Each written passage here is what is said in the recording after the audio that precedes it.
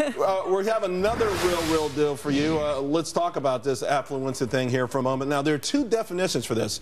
The first one is a painful, contagious, socially transmitted condition of overload, debt, anxiety, and waste.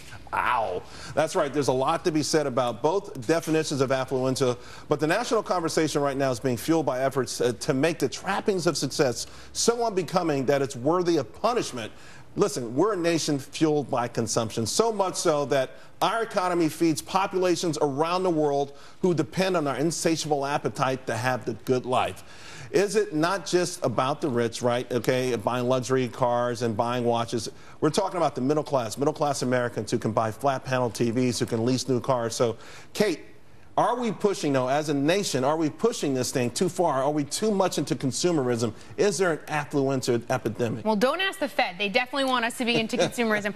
I think that there's nothing wrong with reaching for things and attaining things. Like we've discussed luxury wrap on this show, and you think it's a good thing. I think it's a good thing to aim for things and to strive for them, but not ever to the point where you're out of touch with reality and you no longer know. What does that mean, and who gets to judge that? You no longer know right from wrong. We all should have a moral compass here, and no matter how rich or poor you are, it needs to be the same. Although I don't think this is a new thing here. I mean, think about what was, Great Gatsby was based off of something that was, this affluenza culture from back in 1920. But the thing is, back in those days, there were a select few who could actually get involved in it. Now, a lot of people, and listen, I think the Walmarts of the world, but a lot of people have stuff.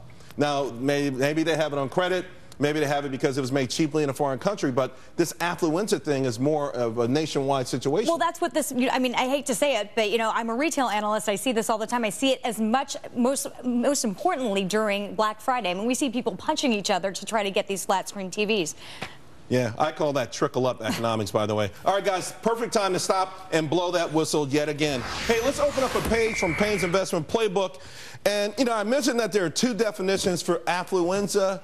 Let's talk about the second definition. The inability to understand the consequences of one's actions because of financial privilege. Now, this definition is a serious issue, and for me, it doesn't attack capitalism or success. It's about rich people feigning ignorance of laws and boundaries because they've never had to deal with consequences of being wrong or being challenged. Children born into wealth and nurtured in a sycophantic world aren't oblivious to right and wrong. A lot of times it's just that they're oblivious to accountability. Now, the most famous case is Ethan Couch. On June 15th of last year, Ethan Couch stole a couple of cases of beer from a local Walmart, jumped back into his dad's Ford F-350 truck for a joyride. He had 7 passengers from him. At around the same time, not too far away, Brianna Mitchell's SUV stalled on a dark rural road. Coming to her aid was a youth minister. He pulled over. Also, Holly Boyles and her daughter who lived nearby.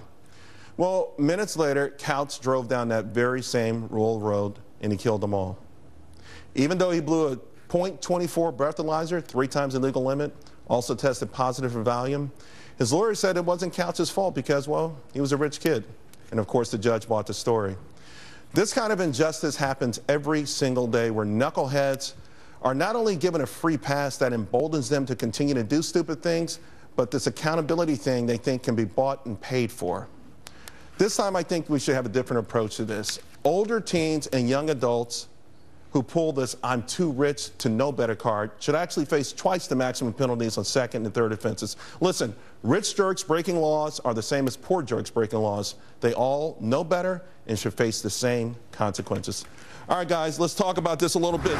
I mean, something happened in my life recently that made me think about this, and I think it's just absolutely ridiculous when I see these young kids who get away with stuff over and over and over and over again. And I think that's one of the things in this battle of envy in this country that gives it a bad name, Heatha. Well, it's a lack of empathy, too. So a psychologist did this study, researched about 36,000, unfortunately, Gen Y-ers, I guess the millennials. They were saying how 40% of them have this lack of empathy that exists, and that's what we're seeing.